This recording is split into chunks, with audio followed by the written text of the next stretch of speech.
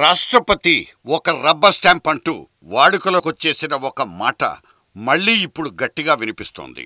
ఇంకో 2 నెలల్లో రాష్ట్రపతి భవన్ని ఖాళీ చేసి వెళ్లిపోతున్న ప్రణబ్ ముఖర్జీ స్థానంలో మరో వ్యక్తిని ఏకగ్రీవంగా ఎంపిక చేసుకోవాలన్న మోదీ విశ్వప్రయత్నం చివరి దశకు వచ్చేసింది. రాష్ట్రపతి లాంటి అత్యున్నత పదవికి పోటీయే ఉండకూడదన్న ఆలోచన మంచిదే.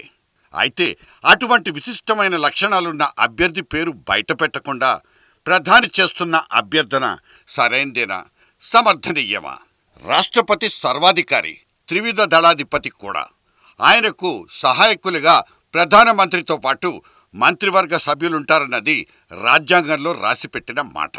రాజ్యాంగ ఉల్లంఘన జరిగితే జవాబుదారీతనం వహించాల్సింది కూడా రాష్ట్రపతే. మితిమీరిన ప్రభుత్వాల్ని, గతి తప్పిన పరిస్థితుల్ని అదుపులో పెట్టడమనే బృహత్తర బాధ్యత రాష్ట్రపతి చేతుల్లోనే ఉంది. అందుకే అటువంటి రాష్ట్రపతికి అత్యున్నతమైన సుగుణాలు ఉండాలన్నది అందరూ చెబుతున్న మాట.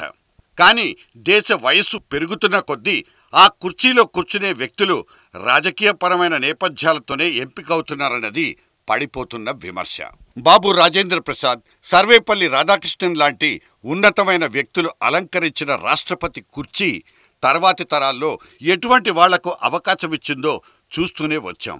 ఒక మహిళకు, ఒక దళితుడికి, ఒక మైనారిటీ మనిషికి అవకాశం ఇచ్చామనే ఓటు బ్యాంకు రాజకీయాలకే రాష్ట్రపతి పదవి కూడా ఖర్చయిపోవడం ఒక దారుణమైన విషయం. మొన్నటికి మొన్న విదేశీ టూర్ల పేరుతో కోటాను కోట్లు తగలేసిందంటూ ప్రతిభా పాటిల్ అనే ఆవిడ మీద తీవ్రమైన విమర్శలొచ్చేశాయి. అంత గొప్ప పదవి చేపట్టడానికి ఆమెకున్న గత వైభవం ఏమిటన్న ఆరాలు తీయడం కూడా అప్పుడే జరిగిపోయింది. తనకున్న అంతులేని మేధస్సుతో ప్రపంచాన్ని గెలిచిన అబ్దుల్ కలాంని తోడుకొచ్చి రాష్ట్రపతి కుర్చీలో కూర్చోబెట్టినప్పుడు సైతం లోతైన చర్చే జరిగింది. శాస్త్ర సాంకేతిక రంగాల్లో అపారమైన అనుభవం, తిరుగులేని ఒక గొప్ప సైంటిస్టును మోమాట పెట్టి రాష్ట్రపతి కుర్చీకి పరిమితం చేశామనే బలమైన అభిప్రాయం ఒకటుంది.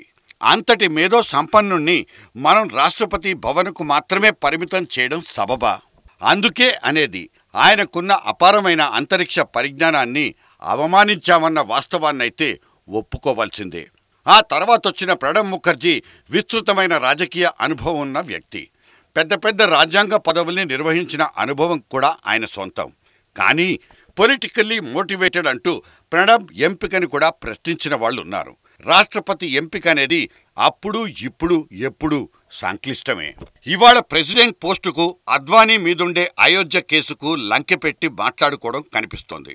కోర్టులిచ్చే క్లియరెన్సులే రాష్ట్రపతి ఎన్నికను ఖరారు చేయడం అంటే అది ఖచ్చితంగా ప్రజాస్వామ్య స్ఫూర్తికి విఘాతమే. మొత్తం మీద రేపటి రోజున కాబోయే రాష్ట్రపతి ఎవరన్న చర్చ కొత్త కొత్త లోతుల్లోకి వెళ్ళిపోతోంది.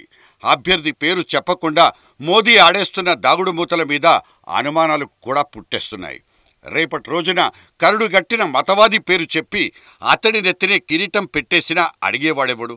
ఖాకీ నిక్కర్, లాఠీ కర్రా పట్టుకుని బీజేపీ ఛత్రం కిందకొచ్చిన మోదీ ఆర్ఎస్ఎస్ ఆలోచనల్ని జీర్ణించుకోకుండా ఎందుకుంటారన్న లాజిక్కు ఒకటుంది. మరి సరిగ్గా ఇక్కడే ఏకాభిప్రాయం అనే మాట అనుమానాస్పదంగా మారిందా?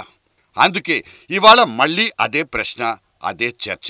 రాజ్యాంగం పౌరులకిచ్చిన స్వేచ్ఛా స్వాతంత్రాల్ని నియంత్రిస్తున్న వేళ అటువంటి పరిస్థితుల్లో దేశ ప్రథమ పౌరుడిగా తనకున్న ఖచ్చితమైన అధికారాలతో వ్యవహరించే రాజ్యాంగ సంరక్షకుడే రాష్ట్రపతి పదవిలో ఉండాలని కోరుకోవడంలో తప్పే ఉంటుంది.